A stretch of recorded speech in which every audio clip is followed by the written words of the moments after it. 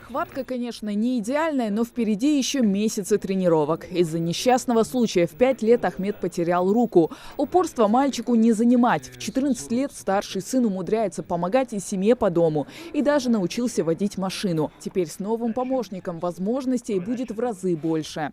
Первый раз, когда тебе поставили протез, какое ощущение, чувство было? Поначалу было тяжело, было непонятно. Но через 2 дня, после того, как я поносил, более-менее привык к нему. Хотел взять предмет, и по непривычке слишком рано сжимал руку. Если Ахмеду еще учиться и учиться, то вот Марем прекрасно владеет тяговым протезом. Его, кстати, меняют каждые полгода. Прошлый протез девочки стал мал. Марем родилась без руки. Вначале родители задумывались оставить все как есть. Но, услышав о последствиях, как деформация позвоночника, решились установить протез. Давай ты мне руку пожмешь.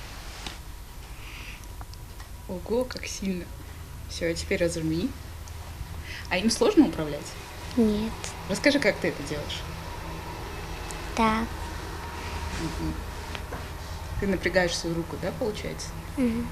Сейчас главное побороть блоки в голове. В психологии иногда встречается, когда у человека болит конечность, которой даже нет. А эти дети, напротив, должны свыкнуться с новой рукой. Активные тяговые протезы дают хозяину писать, захватывать разные предметы и даже зажигать спичку о коробку. На внутренних сторонах пальцев есть специальные нити, они тянутся вниз уже к предплечью. Соответственно, когда пациент сгибает кисть, эти нити натягиваются и пальцы сгибаются.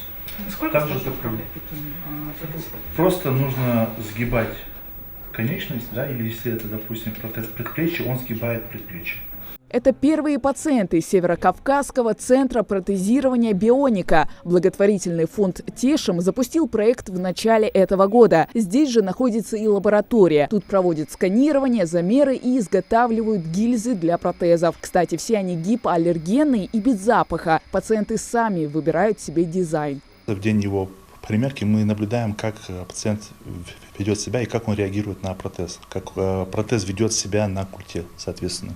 Вот. Может ли он брать большие предметы, маленькие предметы? Разумеется, с первого раза это не получается, да, и получается не у всех. Получить протез проще простого. Нужно лишь обратиться в центр. Он находится в Магасе по улице Боты-Гагиева, 13 на 3-м этаже. Помогают как детям, так и взрослым бесплатно. Один тяговый протез обходится до 200 тысяч рублей. С друзьями, коллегами пришла такая идея около года назад открыть Северокавказский центр протезирования, так как ближайший протезный центр у нас находится на Северном Кавказе, находится в Пятигорске, да, есть крупный такой большой центр. Существует государственная поддержка, да, за счет которой обеспечиваются протезы таким людям. Вот.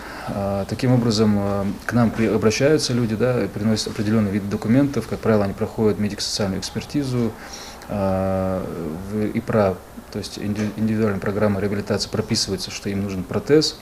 Они обращаются к нам, и мы уже проделаем свою работу. Один тяговый протез обходится до 200 тысяч рублей. В дальнейшем центр уже планирует помогать и таким инвалидам. Хава Газикова, Мухаммад Дарсигов, Новости 24.